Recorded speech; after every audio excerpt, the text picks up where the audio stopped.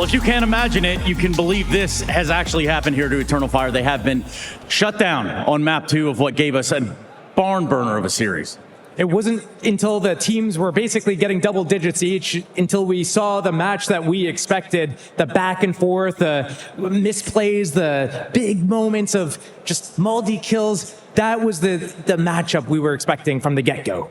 It was unfortunately a little too late from the side of Eternal Fire, right? Completely demolished on their own map pick, had to claw their way from behind on Mirage, managed to get it into OT, and then had their opportunities, had a couple of map points even on Mirage, but just the resilience from the Mongols was too strong today. Let's talk a little bit about that pace change-up too, because it feels like they threw a bit of a change-up, a curveball, if you would. Josh, tell me about how they approached it the deeper we got into overtime.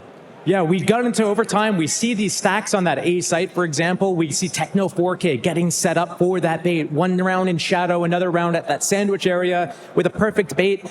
You know, Eternal Fire kept trying their luck at that A site, and they were outplayed on some of these moments. You get to that next overtime, you get that extra timeout, you get to talk about the situations going on, and honestly, that was perfectly played by Mongols to be able to set the trap.